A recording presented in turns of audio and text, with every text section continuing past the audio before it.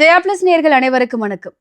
வயசான காலத்துல எல்லோருமே ஒரு நிம்மதியான வாழ்க்கையில வாழணும்னு தான் ஆசைப்படுவோம். இன்னைக்கு நம்ம நிகழ்ச்சிக்கு ஒருத்தர் வந்திருக்காரு. அவரோட சொத்துக்கு ஆசைப்பட்டு அவர் கூட இருந்தவங்களே அவரை ஒரு காப்பகத்துல சேர்த்து கொடுமைப்படுத்தி சாகுற அளவுக்கு நான் போயிட்டதா சொல்றாரு. அவர் வாழ்க்கையில என்ன நடந்தது வாங்க பார்க்கலாம்.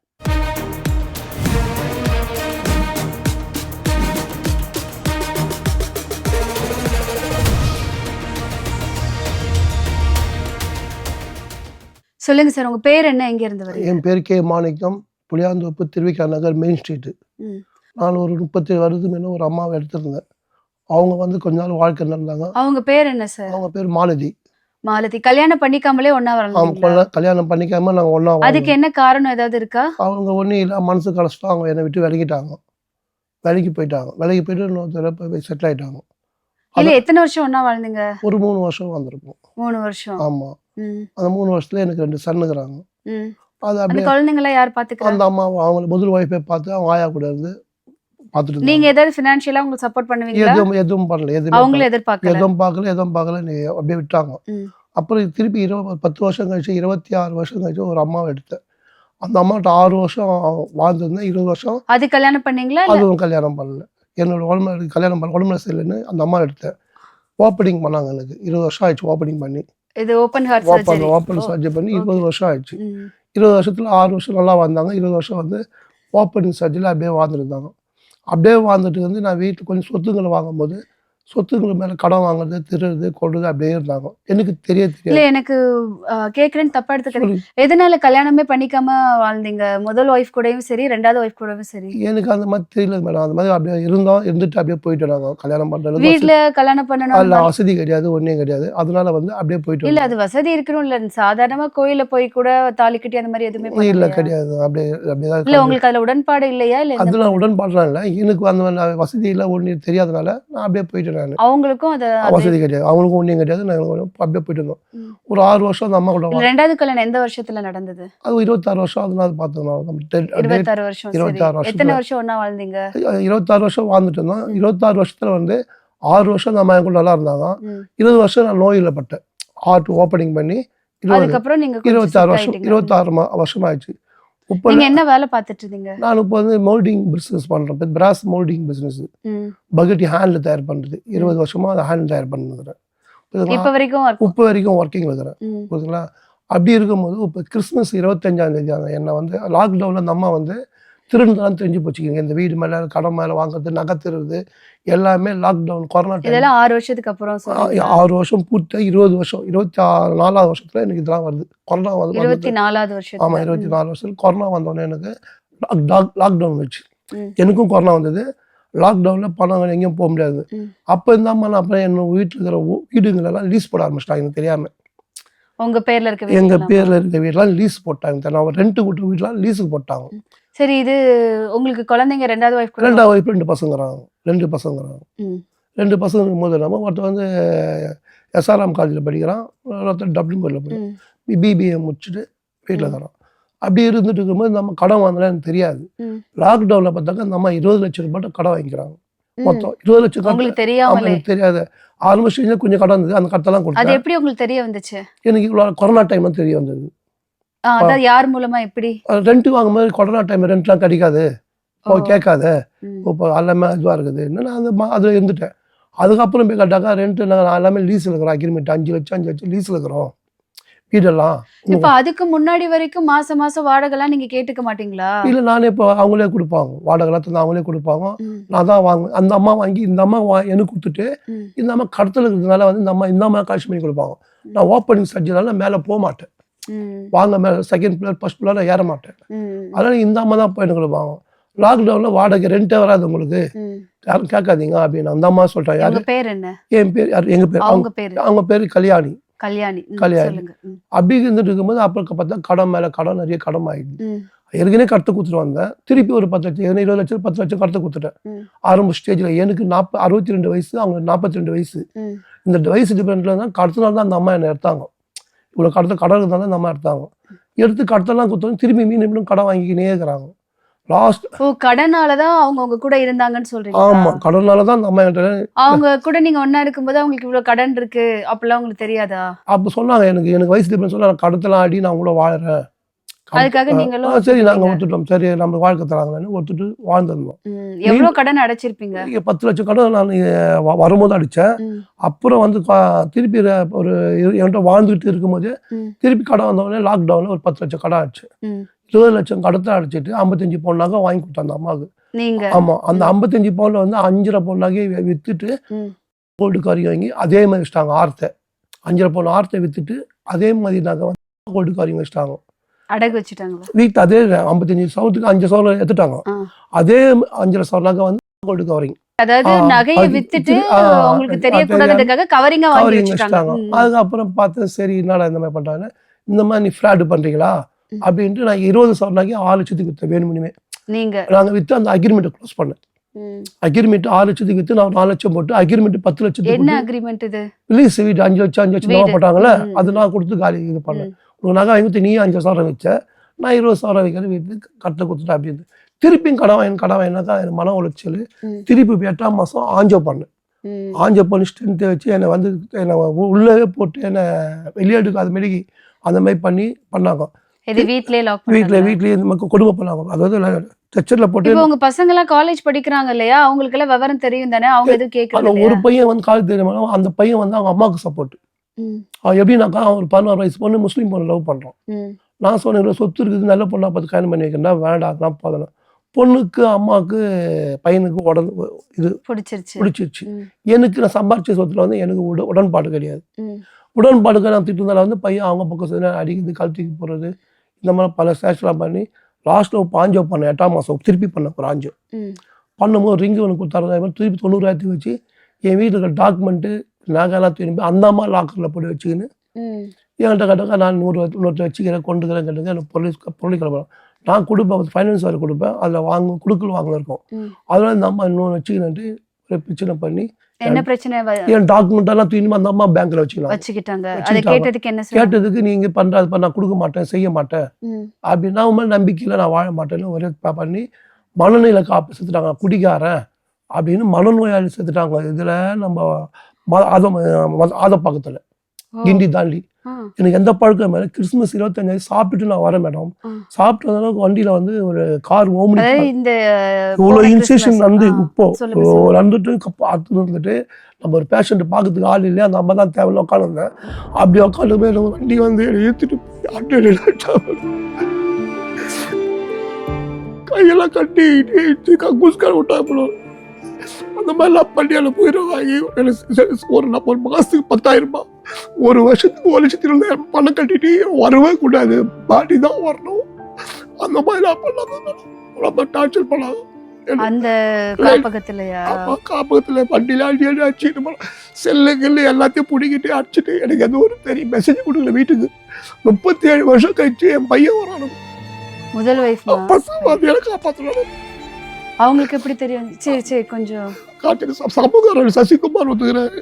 அவங்க சசிகுமார் தெரிஞ்சு எங்கள் வீட்டில் இருக்கிற எங்கள் பாப்பாவுக்கு எங்கள் தங்கச்சிக்கெல்லாம் தெரிஞ்சு யார் வீட்டுக்கு நான் போக மாட்டேன் மேடம். இந்த டைம் தான் மேடம் சொந்த ரிலேஷன் வீட்டுக்குலாம் போனேன்.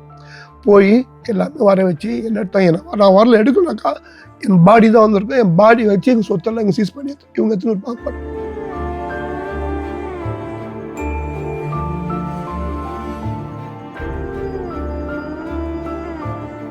இப்போ சமூக ஆர்வலர் சொன்னீங்க இல்லையா, அவங்களுக்குலாம் நீங்கள் இந்த மாதிரி கஷ்டப்பட்டு இருக்கீங்கன்னு எப்படி தெரிய வந்துச்சு? எங்கள் வீட்டில் இருக்கலாம் சொன்னாங்க. இவங்க நிகழ்ச்சியெலாம் கொஞ்சம் நடத்துவாங்க பாங்க போஸ்டர் கெஸ்டெல்லாம். அதில் தெரிஞ்சவங்க எங்கள் வீட்டுலாம் பார்த்து அவங்க வந்து இவர்கிட்ட சொல்லி. உங்கள் வீட்டில் இப்போ யார் யார் இருக்கா? எங்கள் வீட்டில் எங்கள் அம்மா ஒரு 85 வயசு, அவங்களையும் போட்டு அடிச்சு துன்புறுத்துறாங்க. உங்களை யாரு சார் கூட்டு போயிடுச்சு? அவங்க மனைவியும் என் மனைவியும் என் பையனும் 2 பேரும் சேர்ந்து என்னை பிடிச்சு கொடுத்துட்டாங்க. குடிநல அடிச்சு இட்டுன்னு போயிட்டு கொடுமை பண்ணி ஒன்று வச்சுட்டாங்க. ஒரு மாதத்துக்கு 10,000 ரூபான்னு, ஒரு வருஷத்துக்கு 1,20,000 ரூபாய். நான் பெரம்பூர் ஹோட்டலில் சாப்பிட்டு வரேன் கிறிஸ்மஸ் அன்னைக்கு.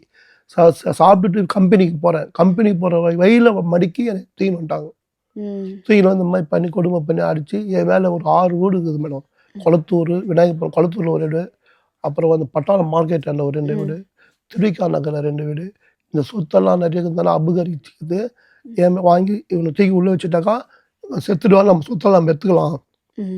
அந்த மாதிரி பண்ணாங்க. லாஸ்ட்ல அவங்களாம் வந்து இப்போ உங்க முதல் மனைவியோட, அதாவது முதல்ல சேர்ந்திருந்த அவங்களோட பையன் வந்தாங்கன்னு சொன்னீங்க இல்லையா? ஆமா. அவங்களுக்கு எப்படி விஷயம் தெரிய வந்துச்சு? அவங்களுக்கு இந்த மாதிரி இதில் சொல்லி யாராவது மூலியமாக சொல்லிக்கிறாங்க. அவங்க வந்து கான்டாக்டில் இருப்பாங்க பசங்க, ஃப்ரெண்ட்ஷிப்புங்கிட்ட. அந்த கான்டாக்ட் நீங்க என்ன நேரா பேசுறது இல்ல அந்த நான் பசங்க? இப்போ 30 வருஷம் கழிச்சு நான் வந்துட்டேன் மேடம். அதோட அவங்க தெரியல. ம். கான்டாக்டில் இருக்க என் பசங்களுக்கு வந்து பார்ப்பாங்க, கொள்வாங்க. அதில் வந்து அவங்க வந்து அந்த சிஆர், டிஆர் அங்கே வந்து விசாரணை பண்ண ம். சசிகுமார் ஆர்வலர் வந்து இப்போ தான் வந்து இட்டுட்டு போயிட்டார் எல்லாரையும். ம். அந்த ஆதம்பக்கம் ஸ்டேஷனில் போயிட்டு உட்கார வச்சு எழுதி கொடுத்து ம். அந்த அந்த அந்த காப்பகத்துடைய உரிமையாளர் யாரு, ம். சிவராமன், ம். அவரை வர வைக்கணும், அவரை வச்சு பேசணும் ம். அப்படின்னா அப்புறம் போய் செஞ்சு வாழலாம். ம். இல்லைங்க என்னால் மனநோய் உளைச்சலாக இருக்குது, ஏன்னா ஹார்ட் பேஷண்ட், திருப்பி ஓப்பனிங்கு திருப்பி இந்த வாரம் பண்ணிக்கிறேன், ஆஞ்சோ பண்ணிக்கிறேன். இல்ல இவங்க தான் பொய்யான கம்ப்ளைண்ட் கொடுத்தாலும் அந்த காப்பகத்துல வந்துட்டு உண்மை என்னன்னா அவங்களுக்கு தெரியல, தெரிஞ்சிருக்கு. அவங்க பணம் கொடுத்தா போதும் மேடம். அவங்களுக்கு பணம் கொடுத்தா பணத்தை வாங்கிட்டு பணத்தை அவங்களுக்கு வாங்கிக்கிட்டு அவங்க யார் வேணா பண்ணுவாங்க. அதாவது மனைவின்றாங்க அவங்க. மனைவின்னும் போது எங்கள் அக்கா, எங்கள் தங்கச்சி, எங்கள் அம்மாலாம் வந்து அழுதாங்க. 85 வயசு எங்கள் அம்மாவுக்கு உழுந்து பிறண்டு அழுது அவள் எப்படி மனைவின்னு எடுத்துக்கினேன், மனைவின்ற ஸ்தானத்துக்கு என்ன ஆதாரம் அது, புள்ள தானே பெற்றுக்கலாம், புள்ள பெற்றா மனைவியா அப்படின்னு எங்கள் ஆயா எங்கள் அம்மா கத்தி அமங்கலம் பண்ணி, அப்புறம் சமூக ஆர்வலர் வந்து அவங்க சொல்லி வக்கீல் அட்வொகேட்லாம் வந்து பண்ணி நேராக ஸ்டேஷனுக்கு வந்து காப்பத்துக்கு ஒரு எஸ்ஐ வந்தார். எஸ்ஐ வந்து அதுக்கு என்னுடைய கார்டெல்லாம் வாங்கின்னு போய் ஆதம்பக்கம் போலீஸில் இட்டுன்னு போய் விசாரணை பண்ணி என்னை அனுப்பிச்சாங்க. என்னை கண்டி இட்டுன்னு போய் என்னை வரலனாக்கா ஒரு பாடி தான் வந்திருப்பேன். ஏன்னா சொத்துக்கு இந்த ப்ராப்பர்ட்டியில் தான் அவங்க வாழ்றாங்க. ப்ராப்பர்ட்டிலாம் வந்து எப்போ தூக்கி போட்டு போனாங்க. அதாவது உங்க பேர்ல இப்ப 6 வீடு இருக்கு, அதெல்லாம் அவங்க வேணும்னு நினைக்கிறாங்க. அவங்களாம் வேணும் இப்படி கொடுமை பண்ணுறாங்க. ஏன்னா சாப்பாடே நான் குடிக்க மாட்டேன், பீடி சீட் பழக்கம் எந்த பழக்கமே கிடையாது. அப்படிப்பட்ட குடிக்காரன்னு சேர்க்கறதுக்கு என்ன மேடம் இது, எதனால பண்ணணும், நான் என்ன கொடுமை பண்ணேன், இது பணத்துக்காக தான் வாழறாங்க. மனைவின்னு சொல்லிக்கலாம் இல்லையா? சொல்லிக்கலாம். இப்ப அவங்க அந்த 2 பசங்க அவங்களுக்குலாம் நல்லா செஞ்சுட்டு தானே இருந்தீங்க, நல்லா படிக்க வச்சு. எஸ்ஆர்எம் காலேஜ்னா மேடம் பிபி வரையும் படிக்க வச்சா டப்டன் கொரியர். நீங்க எல்லாமே இவ்வளவு பண்ணியும் கூட ஏன் அவங்க சொத்துக்காக இப்படி அவங்க வந்து நான் ஒரு பொண்ணை வச்சுட்டு இருக்கிறேன், அதை வச்சுட்டு இருக்கிறேன், நான் ஆஞ்சோ பண்ணி ஸ்ட்ரென்த் வச்சுக்கிறேன். இனிமேல் எந்த பொண்ணு வைக்க முடியும்? அந்த மாதிரி சந்தேகத்தினால பொருளை கிளப்பி நான் குடுக்கல் வாங்கல் போவேன், ஃபைனான்ஸ் போடுவேன், துடு வாங்குவேன். எனக்கு சாப்பாடுக்கு தண்ணிலாம் யாரும் கொடுப்பாங்க, சாப்பாடு சாப்பிடுவேன். ஏன்னா ஹோட்டல் சாப்பாடு சாப்பிடக்கூடாது டாக்டர் சொன்னாரு. வீட்டுல அவங்க சமைச்சு தர இல்லை, நான் சாப்பிடுறது சண்டை ஒரு 8 மாசமா சாப்பிட்டு கிட்டேன் வீட்லயே. 8 மாதம் சாப்பிட்டா தான் நான் ஆஞ்சோ பண்ணேன். 5 மாதம் சாப்பிட்டா தான் ஆஞ்சோ பண்ணேன். திருப்பி ஆஞ்சோ பண்ணி டாக்டர் சொல்லியாம்பார், சாப்பாடு கொடுங்க, அவருக்கு சுடு தண்ணி கொடுங்க, மாத்திரையை கொடுங்க, அப்போதான் இருப்பு கொஞ்ச நாளைக்கு இருக்கும், வண்டி ஓடும் இதெல்லாம் அப்படின்னா. மீண்டும் இவங்க என்ன பண்ணாங்க, கொடுத்துட்டு வந்து அங்கே போனேன் இங்கே போனேன், பிஸ்னஸ் மூலியமாக போவேன். 2 ஹவர் 3 ஹவர் பொறுத்து வந்தோம்னாக்கா நீ அங்கே போனேன் இங்கே வந்தேன்னு டார்ச்சல் பண்ணி மன உளைச்சல் பண்ணி காசை வாங்கின்னு 5 நாளில் சாப்பாடு போட மாட்டாங்க. 5 நாள் தான் போடுவாங்க ஒரு மாதத்துல. அது காசு கொடுத்துருவேன், மொத்தமாக கொடுத்துருவேன். திருப்பி போட மாட்டேன். அந்த மாதிரி பண்ணி டார்ச்சல் பண்ணி என்னை இந்த நிலைமைக்கு தூக்கின்னு வந்து சாப்பாடே போடாமல் பட்னியாகவே இருந்து நான் ஹோட்டலில் சாப்பிட்டுக்குது. ஹோட்டலில் சாப்பிட்டுட்டு இந்த மாதிரி துட்டே கொடுக்க மாட்டாங்கல்ல, நான் ஹோட்டலில் சாப்பிடும்போது காசு தரணும், எங்கள் அம்மாவுக்கும் தரல காசு. அப்போ எதனா வந்து மகளிர் போலீஸில் பையன் 22 ஒரு டிகிரி முடிச்சிட்டான். ஒரு டிகிரி முடிக்கும் போது அவன் என்ன வேலை செய்யலாம்ல, 20,000 ரூபாய் 15,000 சம்பளம் கொடுப்பாங்களே அப்படின்னா அவன் அதுக்கெல்லாம் போக மாட்டேன், இதுக்கெல்லாம் போக மாட்டேன்ட்டு வீட்டில் உட்காந்துக்கின்னு சாப்பாடு போடு. சரி, இப்போ நீங்க இந்த மாதிரி காப்பகத்துக்கு போயிட்டு வந்துட்டீங்க இல்லையா? உங்க மனைவி மேலேயும் பசங்க மேலேயும் கம்ப்ளைண்ட் பண்ணீங்களா? கம்ப்ளைண்ட் வந்து நான் வந்து கொடுத்துக்குறோம். கம்ப்ளைண்ட் வந்து கொடுத்துக்குறோம். இப்போ இன்னைக்கு கூட ஒரு கம்ப்ளைண்ட் போய்க்குது. ஏதாவது ஆக்ஷன் எடுத்தாங்களா? ஒன்றும் இல்லை, அவங்க ஜெயா ப்ளஸ்ல ஒன்று போய்க்குது. அது மாதிரி இந்த மாதிரி நியூஸ் போய்க்குது. நியூஸ் வந்துட்டு நாங்களுமே அந்த நியூஸ்லாம் பார்த்தோம், உங்களோட நியூஸ் வந்தது. கம்ப்ளைண்ட், போலீஸ் கம்ப்ளைண்ட் கொடுத்து அவங்க என்ன நடவடிக்கை எடுத்திருக்காங்க அப்படின்னு அவங்க ஒரு போலி கம்ப்ளைண்ட் கொடுக்குறாங்க. நாம ஒன்று கொடுத்தோன்னே அவங்களும் ஒரு போலி என்ன கொடுத்தாங்க? இந்த மாதிரி விட்டு கட்டையால் அடிக்கிறாரு, பழுப்பில் அடிக்கிறாரு, புடவை சாரியில் போட்டு கட்டுறாரு. நீங்க அந்த மாதிரி ஏதோ அடிச்சிருக்கீங்க? என்னால முடியாது மேடம், கொஞ்சம் போல மூச்சு வாங்க எனக்கு. நான் எப்படி அடிப்பேன்? போய் கம்ப்ளைண்ட் அது பேக் கம்ப்ளைண்ட் கொடுத்தா நாங்கள் என்ன பண்ண முடியும்? நான் அந்த மாதிரி அடிக்க முடியாது. ஒன்றும் வந்தது நான் ஞாயிற்றுக்கிழமை 7 மணிக்கு போய் திங்கக்கிழமை தான் வந்தேன். திங்கள் செவ்வாயில் வீட்டில் என்னுடைய பித்தளை பிராஸெல்லாம் திருடிட்டானுங்க. எனக்கு பிடிக்கும் போதெல்லாம் பிராஸ் தருது, கம்ப்ளைண்ட் கொடுத்தா கொஞ்சம் 2 ஹவர் 3 ஹவர் உலக பிராஸ்லாம் திருடி சலுகை வச்சுக்குதாங்க. சலுகை வச்சுக்கின்னு ஒரு 5 நாள் 10 நாள் என்ன திருடுறாங்க? பிராஸ் பித்தளை போட்டு ஸ்டாக் வைப்பல மேடம், அதை திருடுதாங்க. திருடி சலுகை உண்டான சலுகை காசு எடுத்துக்கின்னு இந்த நகைலாம் வச்சு கொஞ்சம் நகைலாம் வச்சு சாப்பிட்டுக்கின்னு இவங்க இந்த மாதிரி பண்ணிக்கின்னு என்னோட சாவடிக்கிறதுக்கு பிளான் பண்ணாங்க மேடம். காப்பத்து சிவராமன்ட்டு கொடுத்து அமௌண்ட்டை கொடுத்து இவனுக்கு சாறு வச்சு காலி பண்ணிட்டு பாடியை மட்டும் அம்புக்கும்.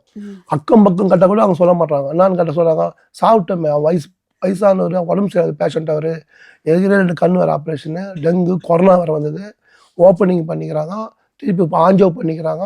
இவ்வளோ நோய் இருக்குது, அந்த மனுஷன் சேர்த்திங்க, அந்த பழக்கம் இல்லைன்னு ஊருக்கு ஜனம் கேட்டாங்க. அவருக்கு சப்போர்ட்டை போட்டு விட்டோம், செத்தா சாப்பிட்டோம் அப்படின்றாங்க. அந்த பொம்பளை ஒரு ராட்சத பொம்பளை, மிருகம் மாதிரி அதை ஆங்கிள் பண்ணுறது. நம்ம பார்த்தா பயமாகுது. அதை பார்த்தாது எதை குப்பை கொட்டணும்னு தெரியாது. திருட்டும் போது கொரோனா தான், லாக்டவுன் தான் தெரியுது. இந்த பொம்பளுடைய ரூபம், இந்த ரூபம் தெரியுது. இது வருஷம் தெரியாம. ஆமாம். சரி, இப்போ நீங்க என்ன நினைக்கிறீங்க? இப்போ இதுல இருந்து வெளியில வரணும். வெளியே வரணும். எனக்கு வெளியே வரணும். இந்த வாழ்க்கை எனக்கு வேணாம். எனக்கு போன சொத்தெல்லாம் மீட்டு வரணும். மீட்டு வந்துட்டா அவனுக்கு என்ன தேவை? இப்போ அவங்க கிட்ட என்னென்னலாம் இருக்கு? ஏன்னா 6 பத்திரம் டாக்குமெண்ட் எடுத்து போய் பேங்க்ல வச்சுக்கிறாங்க. நகை ஒரு 20 நகை திரும்பி வச்சு, அதெல்லாம் உங்க பேர்ல தானே இருக்கு? என் பேர்ல இருக்குது. என் பேர்ல இருக்கிற சொத்தெல்லாம் அவங்க பேர்ல வச்சுக்கிறாங்க. நான் சாப்பாடு கொடுத்து நிப்பாட்டிட்டேன், தரமாட்டேன். இல்ல உங்க பேர் இருக்க சொத்தை அவங்க பேர்ல மாத்திக்கிட்டாங்களா இல்ல என் பேர்ல சொத்து எடுத்து வச்சுக்கிறாங்க. நான் வந்து என்னுடைய சொத்து நான் யாருக்குன்னா யாருக்குன்னா வைக்கலாம், ரைஸுக்கு மேடம். இவங்க எதுக்கு எடுத்துன்னு போய் வைக்கணும்? எனக்கு அம்மாக்குறாங்க, எங்க அக்கா தங்கச்சிங்க, அவங்களாம் ரொம்ப கஷ்டப்படுறாங்க. அவங்களுக்கு நான் கொடுப்பேன்ல. அது கரெக்ட் தான். ஆனா கல்யாணம் பண்ணிக்கலனாலும் உங்க மூலமா 2 பசங்க அவங்க இருக்காங்க. தர வேண்டியது கொடுத்துறேன். அவங்க தர வேண்டிய சொத்து இப்ப எனக்கு வாரிசு அவங்களுக்கு கொடுத்துறேன். மனைவி சரியில்லை, புள்ளிங்க வந்து எனக்கு அந்த புள்ளி நான் கொடுக்க வேண்டியது கொடுத்துறேன். இருந்தாலும் எந்த மட்டும் ஆச்சு, இப்ப எல்லாத்தையும் மொத்தமா அபகரிக்க பாக்குறாங்களே. இதுதானே என்னோட குறிக்கோள். இப்ப கம்ப்ளைண்ட் பண்ணதுக்கு அப்புறம் அந்த கல்யாணி கூப்பிட்டு ஏதாவது விசாரிச்சாங்களா? விசாரிச்சாங்க. இதெல்லாம் கோர்ட்டு மூலியமா ஆக்ஷன் எடுத்துங்க, இங்க சும்மா பார்த்துட்டு போய் இங்க வந்து போயிடுங்காதீங்க அப்படின்ட்டாங்க. கோர்ட்ல பார்த்துக்கோ, ஜீவனாம்சம் கொடுக்குறாக்கா, என்னோட டாக்குமெண்ட் எல்லாம் கொடு, என்னோட கோல்டு எல்லாம் கொடு, எல்லாத்தையும் பழபடியா இது குத்தினா நான் சாப்பாடு காசு கொடுப்பேன். ஆனா நான் உன் வீட்டில் சாப்பிட மாட்டேன், சுலோ பாஷன் கொடுப்பேன். நான் சொல்ல மாட்டேன் உங்கள்கிட்ட, நான் வாட்டில் சாப்பிட்டாரேன். புள்ளிங்க கோசம் நான் காசு தரேன். உங்க நகை எவ்வளவு இருக்கு? 20 பவுன். அது அவங்க கிட்ட அவங்கள்ட்ட இருக்குது. 6 டாக்குமெண்ட் அவங்க கையில இருக்குது. ஐஓபி. இப்ப நீங்க எங்க இருக்கீங்க? நான் தனியா என்னோட கம்பெனில பார்த்துக்கிறேன். 6 வீடு இருந்து என்னுடைய அதுவும் என்னுடைய தான், அது என்னுடைய சொந்த இடம் தான். அதுல போய் படுத்துக்கிறேன், கட்டு ஒன்று போட்டு படுத்துக்கிறேன். இப்ப வீட்டுல அவங்க தான் இருக்காங்க. அவங்க இருக்கிறாங்க. எங்க அம்மா இருந்தாங்க, எங்க அம்மா அச்சு தேத்துறாங்க. அது 85 வயசு ஆயா.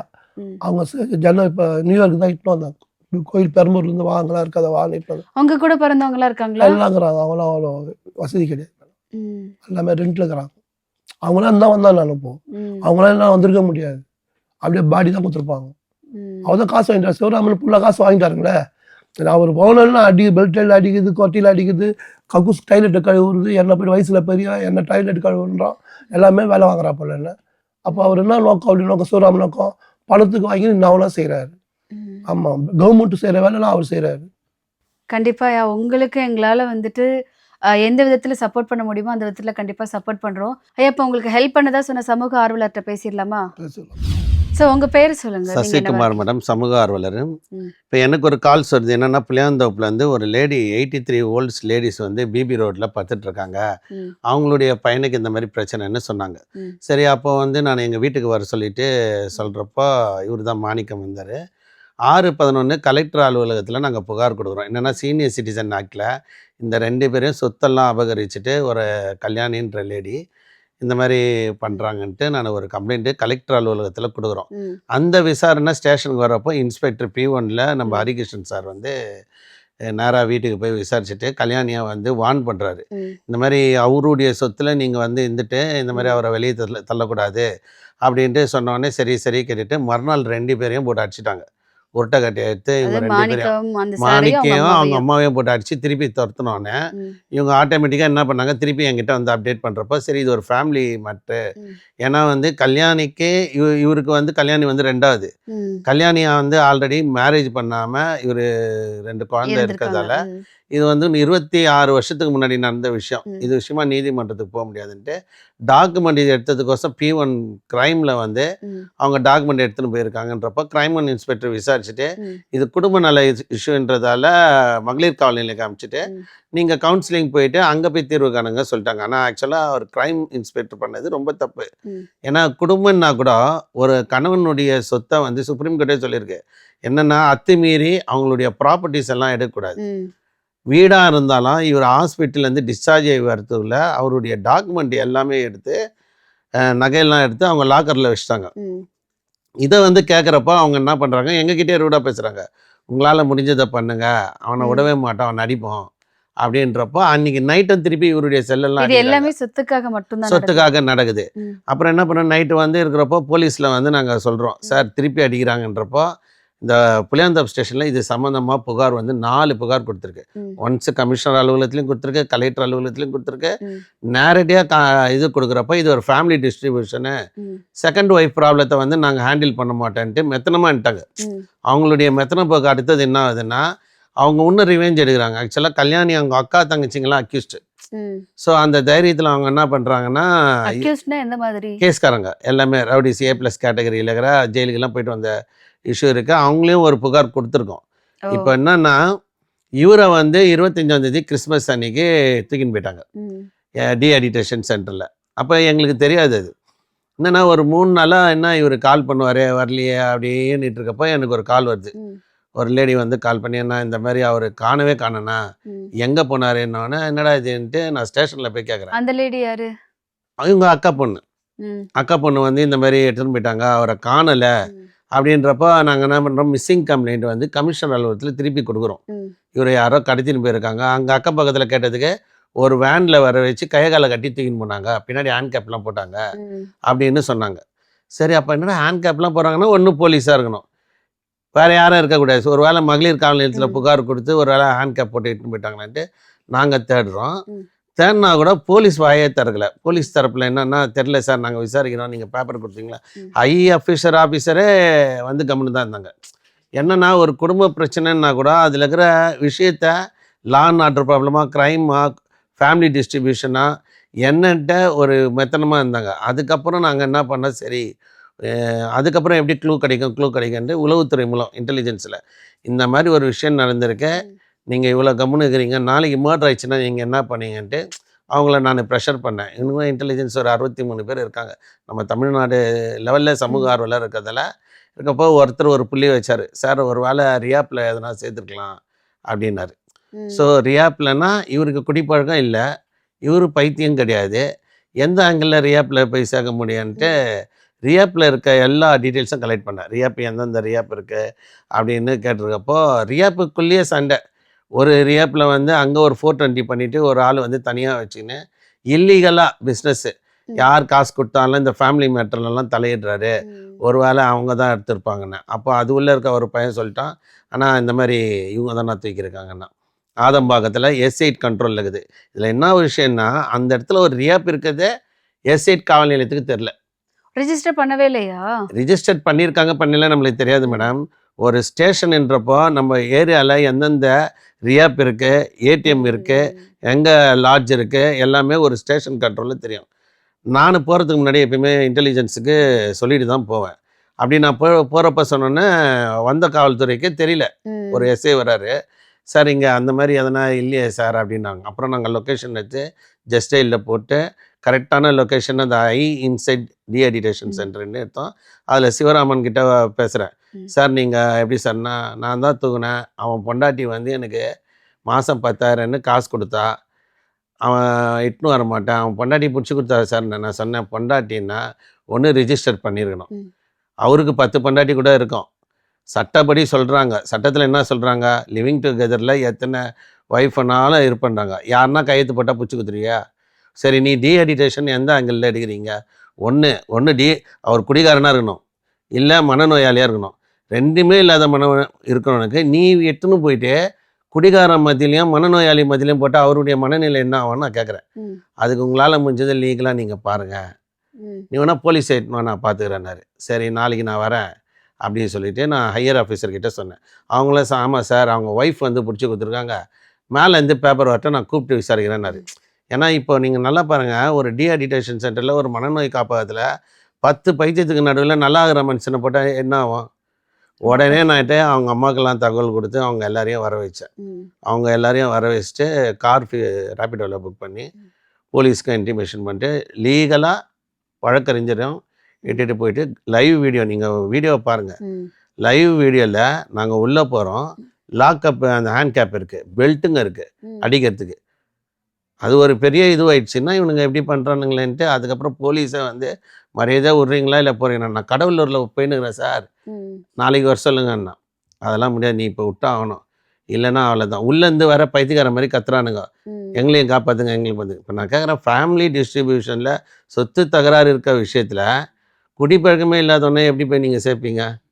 தப்பு தான். அதனால் அந்த டீஹைட்ரேஷன் சென்டர் மேலே ஒரு கம்ப்ளைண்ட்டை கொடுத்தோம். ம். கொடுத்துட்டு இவரை மீட்டோம். அப்புறம் இவர் வெளியில் வந்து சொன்னார், நான் 3 நாளில் நான் செத்துருவேன்னு நினச்சேன்ப்பா, 4 நாளில் என்னால் முடியல, ஞாயிற்றுக்கிழமை அதுவும் நீங்கள் என்னை வந்து காப்பாற்றினீங்க, அது ஒரு பெரிய கிஃப்ட்டு. நான் 6 வீடு இருந்துட்டு நான் அனாதை மாதிரி வந்து சேர்க்குறேன். அவங்க அம்மா இறந்து போயிட்டுருப்பாங்க. ம். அவங்க அம்மாவுக்கு அங்கே ஒரு மாரடைப்பு மாதிரி வந்துடுச்சு. ம். இவர் பயங்கரமாக அழுவ ஆரம்பிச்சிட்டாரு. இப்போ நான் என்னன்னா, அவங்களது ஃபேமிலி டிஸ்ட்ரிபியூஷன் லீகலாக கோர்ட்டில் போயிருக்கலாம். அவங்க இல்லீகலாக கல்யாணி வந்து இந்த மாதிரி இவரை வந்து டீஹைட்ரேஷன் சென்டரில் இது வரைக்கும் சேர்த்துட்டு ஜெயா ப்ளஸ் செய்தியும் வந்துட்டு காவல்துறை என்ன தெரில எஃப்ஐஆர் நேற்றுக்கெல்லாம் போட்டிருக்கணும். காவல்துறையோட மெத்தனை போக்க நாளைக்கு உள்ளே அவரை சாகடிச்சிருந்தா இந்த 6 வீட்டுக்கோசம் தான் நடந்திருக்குன்றது உண்மை. எஃப்ஐஆர் வரைக்கும் போடல. உண்மை இது வரைக்கும் போடல மேடம். நீங்கள் என்ன நினச்சிக்கோங்க, டிவியில் வந்திருக்கு, அதுக்கப்புறம் ஒரு கம்ப்ளைண்ட் அவங்க என்ன கொடுக்குறாங்கன்னா, இவர் வீட்டுக்கு வந்து உருட்டைக்கட்டை எடுத்து அடிச்சாரு, துப்பட்டா போடுறதுக்கு சுட்டிதார் போடுறதுக்கு சின்ன பொண்ணா துப்பட்டாவை எடுத்து கழுத்தை நெரிச்சாருன்னு ஒரு ஃபேக் கம்ப்ளைண்ட் கொடுக்குறாங்க. ம். அப்புறம் அந்த கம்ப்ளைண்ட்டை நான் தான் போய் க்ளோஸ் பண்ணுறேன். ஏங்க அவர் எப்படிங்க போட முடியும்? முதல்ல ஒரு அந்த லேடி மேலே Heart கொடுத்ததுக்கு patient கவுண்டர் கம்ப்ளைண்ட் கொடுக்குறாங்க. சரி நீங்கள் காவல்துறை சம்மன் போடுங்கன்னு ம். சம்மன் வந்து போட்டாங்க. சம்மன் போட்டோடனே அவங்களே சம்மன் போட வைக்கிறேன், தப்பு பண்ண வைக்கிறேன். 62 வயசு சீனியர் சிட்டிசன் நீங்கள் எப்படி சம்மன் போடுவீங்க? ம். சம்மன் போடக்கூடாது. அதையே நீங்கள் தப்பு பண்ணுறீங்கன்ட்டு நேரடியாக போய் பேசுனது. இல்லை சார் அவங்க கம்ப்ளைண்ட் கொடுத்தாங்கன்னு. அப்போ நான் சொன்னேன், சார் நான் கூட கம்ப்ளைண்ட் தரேன், இந்த கொலைக்கு பின்னாடி தயாநிதி மாறனும் சேகர் பாபா இருக்கார், நீங்கள் சம்மன் போட்டு வர வைப்பீங்களா? நான் சொல்கிறேன், இவரை தூக்குனதுக்கு சேகர் பாபா தயாநிதி மாறனும் பின்னாடி இருக்காங்க, ம். கல்யாணிக்கு பின்னாடின்னா சம்மன் போடுவீங்களான்னு. என்ன சார் இப்படி சொல்கிறீங்கன்னு. பின்ன சார் ஒரு கம்ப்ளைண்ட்டில் ஒரு முகாந்தாரம் இல்லாமல் ம். ஒரு கம்ப்ளைண்ட்டை நீ எப்படி ரிசீவ் பண்ணீங்க? நாங்கள் 4 கம்ப்ளைண்ட் கொடுத்துருக்கோம். அவங்க வந்து வண்டியில் ஏற்றின்னு போனது ஒரு கம்ப்ளைண்ட் இருக்குது. கலெக்டர் அலுவலகத்தில் 2 கம்ப்ளைண்ட் இருக்குது. அவங்க அம்மாது இது இருக்குது. 3வது ஒரு மிஸ்ஸிங் கம்ப்ளைண்ட்டு அவங்க அம்மா கொடுத்துருக்காங்க. ம். 4வது நான் கொடுத்துருக்கேன். எங்கே போனாங்க? இந்த 5 கம்ப்ளைண்ட் இல்லாமல் கல்யாணி இன்னைக்கு காலைல கொடுக்குற கம்ப்ளைண்ட்டுக்கு மதியானமே நீங்கள் சம்மன் போடுறீங்க. ம். அப்போ என்ன இப்போ காவல்துறையுடைய மெத்தனை என்னென்னா, எது நடந்தாலும் கேட்க மாட்டாங்க. ஏதாவது ஒரு நடக்கிறதுக்கு முன்னாடியாவது இப்போ பிடிக்கணும். இல்ல அவங்க கொடுத்த கம்ப்ளைண்ட் பற்றி இப்படி பண்றாங்கன்னா காசு வாங்கிட்டு இது பண்றாங்கன்னு நினைக்கிறீங்களா? பார்க்காம சொல்ல முடியாது மேடம். ஆ. நான் பார்த்தேன்னா சொல்லுவேன். நான் என்ன சொல்கிறேன்னா, அவங்க கொடுக்குற கம்ப்ளைண்ட்டுக்கு நீங்கள் நடவடிக்கை எடுங்க. ஒரு புகார் ஒன்று கொடுத்தா நடவடிக்கை எடுங்க, தப்பு கிடையாது. அதில் இருக்கிற உண்மைத்தன்மை ஆராயணும்ல. ம். இப்போ வந்து உதயநிதி ஸ்டாலின் என்னை கொலை பண்ண வராருன்னு நான் கம்ப்ளைண்ட் கொடுத்தா சம்மன் போட்டுருவீங்களா? அந்த அளவு தைரியம் இருக்கா? புரியுது. ம். ஒரு எஸ்ஐ போகிறாருன்னா 2 ஸ்டார் இருக்குது, நீங்கள் சம்மன் போட்டிங்களா? நான் கொடுக்குறேன் இப்போ கம்ப்ளைண்ட்டு, எனக்கு கொலை முயற்சி இருக்குது அப்படின்னு ஒரு கம்ப்ளைண்ட் கொடுத்தா யாருக்காக இருந்தாலும் சம்மன். சட்டம் எல்லாருக்கும் ஒன்று தான். எல்லாருக்கும் ஒரே ஆங்கிளில் தான் பார்க்கணும். ஏழைக்கு ஒருத்தன் பணக்கார ஒருத்தனுங்களும் பார்க்கக்கூடாது. காலையில் கொடுக்குற கம்ப்ளைண்ட்டுக்கு நீங்கள் சம்மன் அனுப்புறீங்கன்னா 3 நாள் 4 நாளுக்கு முன்னாடி இவரை Complaint. ரியாப்பில் எந்த ஒரு இதுவும் இல்லாமல் எடுத்துகிட்டு வந்ததுக்கு ஊடகத்தில் வந்திருக்கு. ஜெயா ப்ளஸில் லைவாக பிரேக்கிங் நியூஸில் வருது. இது வரைக்கும் அது விஷயமா பேசல, எங்களுக்கு தெரியாது, நீங்கள் வாட்ஸ்அப்பில் அனுப்ப அப்படியா நடந்ததுன்ட்டு கதை கேட்குற மாதிரி கேட்குறாங்க. ம். அப்போ என்னென்னா, முக்கால்வாசி அஃபென்ஸு காவல்துறையால் தான் நடக்குது. ம். ஏன்னா ஒருத்தன் அஃபெண்டர் வந்து யாரால் பண்ணுறான்? நம்மளை போலீஸ் கேட்கணும். போலீஸ் கேட்கலனா தான் அஃபெண்டர் நடக்குது. குற்றமே வந்து எதில் நடக்குது? நம்ம ஜாலியாக செய்யலாம், காசு கொடுத்துட்டா புழலுக்கு கூட ஏசி காரில் போகலான்ட்டு தான் ஒரு அடிப்படையில் பண்ணாங்க.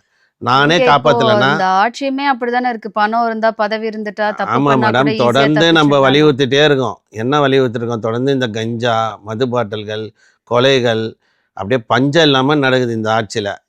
அதையும் நம்ம தடுத்து, இப்போ நானே இவரை சேவ் பண்ணலைன்னா இவர் செத்து போயிருப்பார், பாத்ரூமில் தற்கொலை பண்ணியிருப்பார். கொலையும் தற்கொலையும் ரெண்டும் ஒன்று தான். ஒருத்தரை திட்டமிட்டு அவரை இட்டுன்னு போய் 1 வருஷம் சேர்த்துருக்காங்க. அது வந்து ஒரு கொலை முயற்சி தான். ஒருத்தரை மன உடைச்சலுக்கு உள்ளாக்கி அவங்கள தற்கொலை பண்ண வைக்கிறதும் ஒரு கொலை தான். கண்டிப்பா கண்டிப்பா. இப்போ நான் வரலன்னா அவர் செத்து போயிட்டுருப்பார். அவரே சொல்கிறாரு, என்னென்னா நான் பாத்ரூமில் ஹேங் பண்ணியிருப்பேன்னு இருப்பார். அப்போ அவர் ஹேங் பண்ணி செத்துட்டாரு வச்சிங்களேன், இந்த சம்பவம் யாருக்கு தெரியும்? யாருக்கும் தெரியாது. இப்போ நான் கூட அன்றைக்கி சண்டே வந்து எதர்ச்சியாக தான் சரி போய் எப்படியாவது இவர் வரலையே என்று போய் மீட்டேன். இது காவல்துறை பண்ணியிருக்கணும். ஏம்மா நீ இந்த மாதிரி உங்கள் வீட்டுக்காரை வந்து பொய்யா கொடுத்துருக்க? யார் அந்த ரியாப் சென்டர்? ம். சரி, ஒரு ரியாப் சென்டர் எட்டுட்டு போகிறாங்க, வீட்டில் காவல் நிலையத்தில் ஒரு மெமோ போட்டு கொடுக்கணும். ம். ஏற்கனவே நீங்கள் பார்த்தீங்கன்னா ஒரு 15,000 பேரை ஸ்ட்ரீட்டில் இருக்கிறவங்கள மெமோ போட்டு அவங்களாம் எங்கே போனாங்களே தெரியலன்ட்டு நானே பல ஊடகத்தில் சொல்லியிருக்கேன். ம். ஸ்ட்ரீட்டில் படுத்துருக்கோங்க. அப்போ இப்போ குடும்ப வன்முறைக்கு இப்போ நானே இன்ஸ்பெக்டரு, அவங்க ஒய்ஃப் எனக்கு பணம் கொடுத்தோன்னே இன்ஸ்பெக்டர் குடிகாரன்னு சொல்லிட்டு நான் கொடுக்குறேன் ரேப்புக்கு, இட்டுன்னு போயிட்டாங்கன்னா இன்ஸ்பெக்டர் பொண்டாட்டி கொடுக்குறாங்க, ஏசி பொண்டாட்டி கொடுக்குறாங்க. டிசி பொண்டாட்டி கொடுக்குறாங்க. கமிஷனர் பொண்டாட்டியே வந்து என்கிட்ட ஒரு கம்ப்ளைண்ட் கொடுக்குறாங்க. எங்கள் வீட்டுக்காரர் குடிப்பழக்கம் இருக்குது, ரியாப்ல சேருன்னா நான் சொன்ன தூக்கின்னு போயிடுவீங்களா? அப்போது ஆட்சியாளர்களுக்கு ஒரு விஷயம், சாமானிய மக்களுக்கு ஒரு விஷயமா? ரெண்டுமே வந்து ஒன்று தான். சட்டம் எல்லாருக்கும் ஒன்று தான். இவங்க நடவடிக்கை இது வரைக்கும் எடுக்கல. ஆக்சுவலாக இது வந்து பிரேக்கிங் நியூஸாக வந்திருக்கு. சரி, இப்போ இவர் அட்வொகேட் கிட்டலாம் வச்சு எந்த மாதிரி போயிட்டு இருக்கு இந்த கேஸ் இப்போ? 6 கம்ப்ளைண்ட்ல நடவடிக்கை எடுக்கல. அவங்க கொடுக்குற கம்ப்ளைண்ட்டுக்கு நாங்கள் சமாதானம் தான் சொல்லிட்டு வரோம். சார் இவர் எதுவுமே பண்ணலை, இவர் மேலே மிஸ்டேக் இல்லை, நீங்கள் டாக்குமெண்ட்டை வாங்கி கொடுங்க. சுயமாக சம்பாதிச்சது, பரம்பரை சொத்து கிடையாது. சட்டம் என்ன சொல்லுது? முதல் மனைவிக்கு உரிமை இருக்குது, மற்ற எத்தனை மனைவி வச்சாலும் உரிமை கிடையாது.